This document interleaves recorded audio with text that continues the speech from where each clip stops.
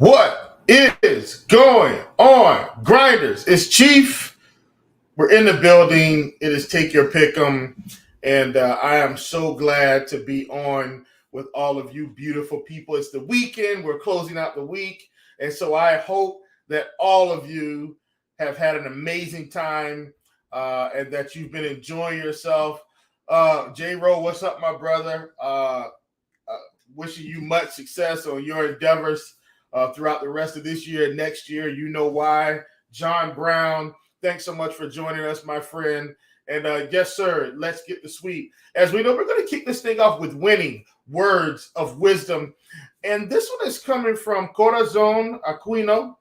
And he says, I am not embarrassed to tell you that I believe in miracles. Jeff, good afternoon, sir. And I appreciate you guys for joining the show. And so what I'm going to do is I'm going to kind of give you guys a personal story because some of you may not understand the perspective that I view life on.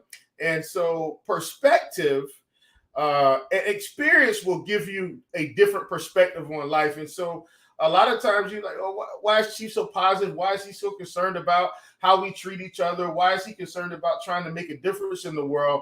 Well, so one day, I think it's a Friday morning. I'm on the way to work. For those of you that know, I worked in the financial industry, worked for a brokerage firm, and I'm on the way to work. And it's probably, I think it's January or February. It's one of the cold months. I used to live near Charlotte, North Carolina, right on the suburbs of Charlotte, North Carolina there. And so I'm traveling to work. And so there's some black ice on the road. Now, mind you, it's cold, and I'm not speeding. Okay, I want to make that very clear. I was not speeding to work. I wasn't late. I'm not someone that likes to be late. I like to get to work on time. When I was working, in corporate America, and so I'm driving down Interstate 77, and I hit this little puddle of black ice. And so when I hit this puddle of black ice. At the time, I had a Dodge Durango. I'll never forget. It had some 20s on it, too. I had some 20-inch chrome rims. Love that truck. My truck started spinning out of control down the interstate. And I'm talking about like a spin top, one of those spin tops you used when you were a kid. So my truck starts spinning. And mind you, I-77 in the morning going to work, for those of you that may live near the Charlotte, North Carolina area, is pretty busy. It's not a peaceful time. Like, it's cars everywhere. And so my truck starts spinning, and when my truck stops, it's on the right shoulder facing the direction that all the cars should go. And right as my truck stops spinning and parks on its own, some miraculous way, an 18-wheeler just kind of flies by my truck. And I'm sitting there, and my truck shut off. I cranked it up. It cranked back up fine. And I'm sitting there, and I'm like, this could have been really bad. Like, I could have just not been here, right? I legit could have just not even made it to this moment that I'm sitting in right now.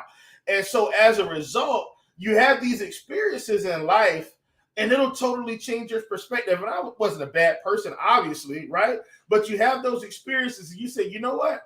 I just want to be the best version of myself that I absolutely can be. So when you see me wanting to help the needy, or you see me wanting to treat others in a kind way, when you see me wanting to try to give you guys uplifting messages, it's on purpose, right? I want to live my life on purpose. And I'm not embarrassed to tell you, as Corazon Aquino says, I'm not embarrassed to tell you that I believe in miracles. Like, I believe that was a miraculous moment in my own life, right? And so if I'm going to be given the gift of life every day, I want to wake up and do things on purpose, right? I want to wake up and do those things on purpose. And so as a result of that, that's why I like to give winning words of wisdom. That's why I want to make sure we do everything that we can do to support each other, to be the best versions of ourselves that we can be. All right.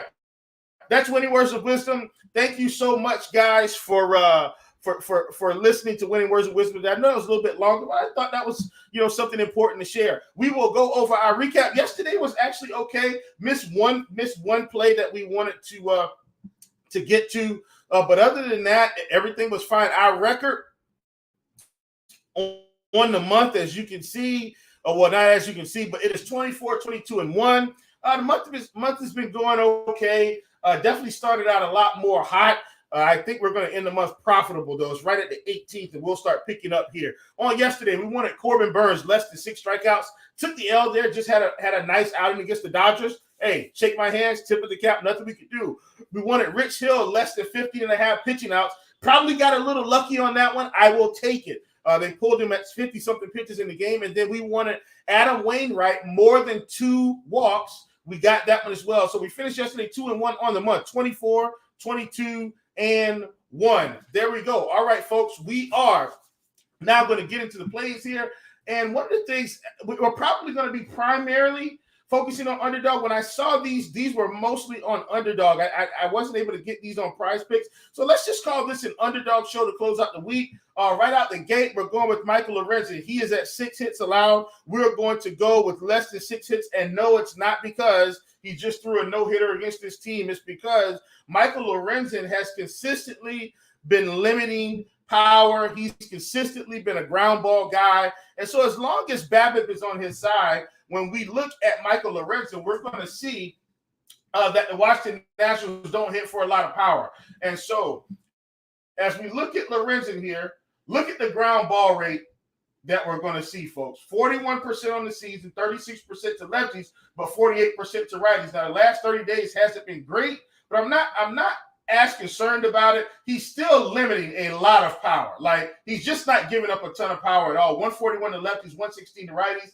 On the last 30 days, 0.067 to lefties, 162 to righties. And as you can see, overall, this team does not hit for power at all. CJ Abrams, 165. Lane Thomas, 169. They don't have a single bat in this lineup that's hitting for over 200 in terms of isolated power. So I like Michael Lorenzen, and I'm very excited to get him in and get him rolling. So I'm super glad that we got this one on Underdog. Because PrizePicks, once again, we weren't able to get it. But I like this one a ton. Also, once again, this isn't a guy that's trying to have massive strikeouts.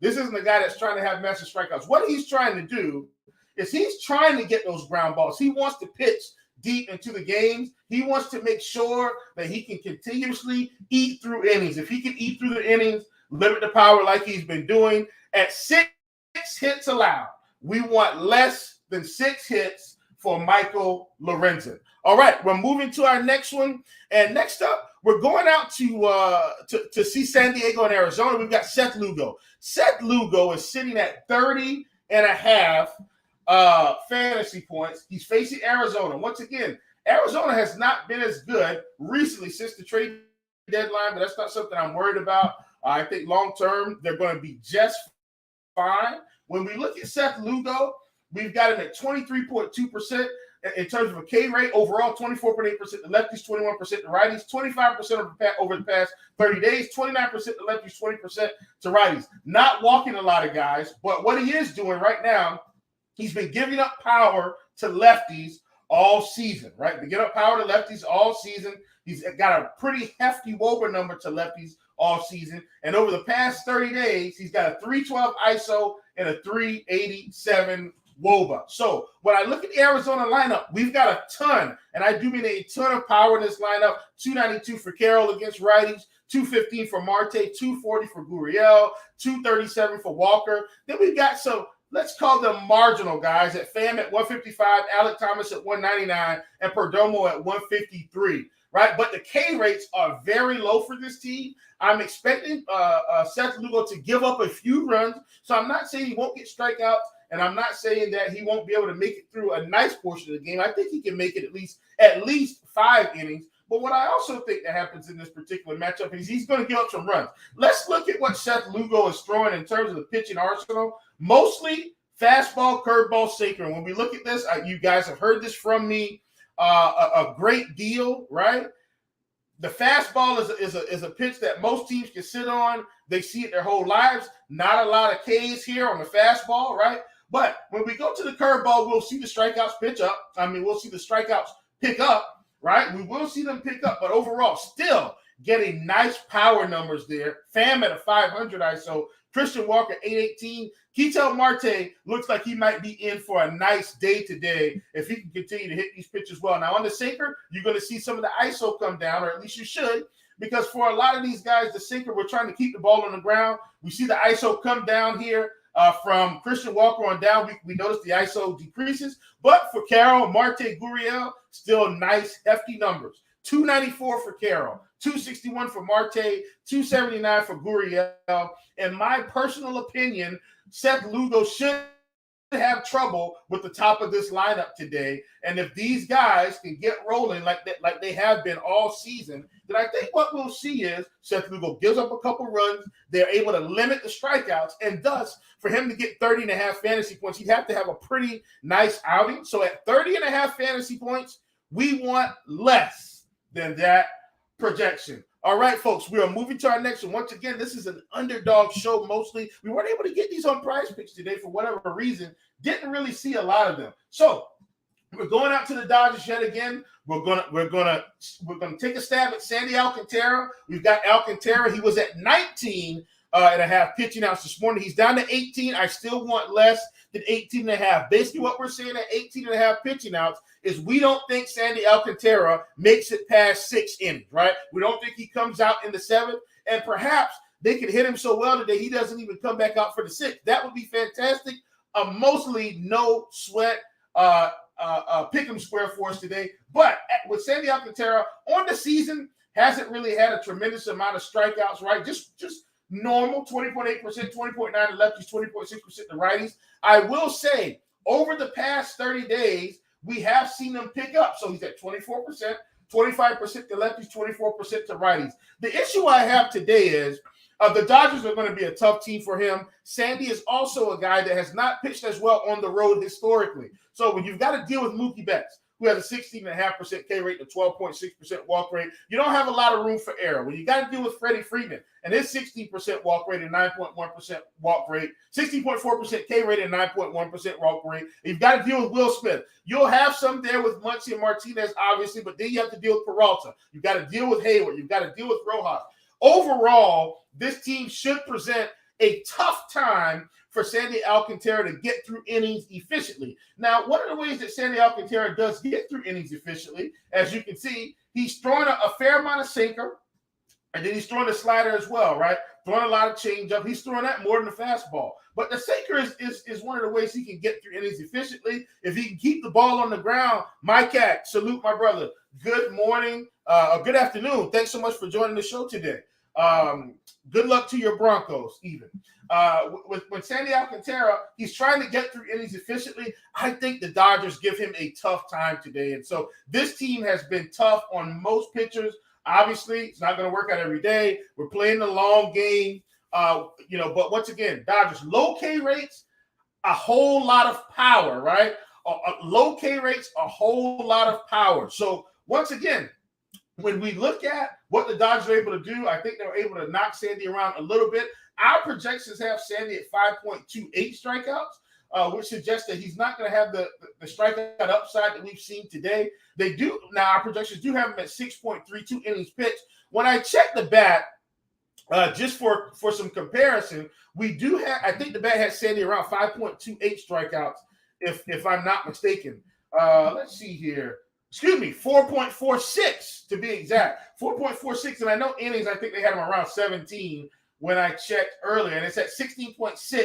Yeah, so around 17 pitching outs, and that does line up with my analysis and kind of how I'm thinking. Joel Holman says Sandy pitches. I haven't looked at Sandy pitches, Joel, so I'm not sure. And Joel is actually a Delhi guy. So Delhi, I haven't looked at Sandy's pitches. I'm just keying in on his pitching outs. I know some of my friends here at RotoGrinders are on the Sandy strikeouts less than 5.5. I know Keith Eister is for sure. Me personally, I'm riding with the under pitching outs, and I will sprinkle in some of the 5.5 strikeouts, less than 5.5 strikeouts as well. Obviously, I want to support my guys, but yeah, all in all, I don't think Sandy's able to power through this team the way he's been powering through some of these other teams. And so there we have it, folks. Those are the plays we want to get implemented today. If you're on Underdog, I definitely think this is a nice 3-pick for us that can get us that 6x return or that 6x on our investment that we're looking for. But also, I think you can mix and match these plays with other plays that you like. And as long as we're hitting them, then that should set us up for tremendous success. So we're going to go over our recap and then we'll get you out of here. At the top, we've got Michael Lorenzen at 6 hits. We want less than 6 hits facing the Washington Nationals. Really low power team, so expect them to be able to power through those innings and limit the damage. We've got Seth Lugo at 30.5 fantasy points. We want less than that projection facing the Arizona Diamondbacks, hoping the low K rates and the nice power at the top of this lineup can give him some trouble and score a few runs early. That way he can start it behind the 8 ball, and that'll give us some comfortability with the 30.5 fantasy points. And then we've got Sandy Alcantara at 18.5 pitching outs. We want less than that projection facing a really tough Los Angeles Dodgers lineup. So once again, we're taking less than on all 3 picks today. Folks, I'm Chief. This has been Take Your Pick'em. Thank you so much for joining us. It's the weekend. Go out, enjoy yourselves. Let's get the sweep, and we'll see you back here. Come with your pockets empty. Leave with your pockets full. We'll see you back here next week. Have a good one, everybody.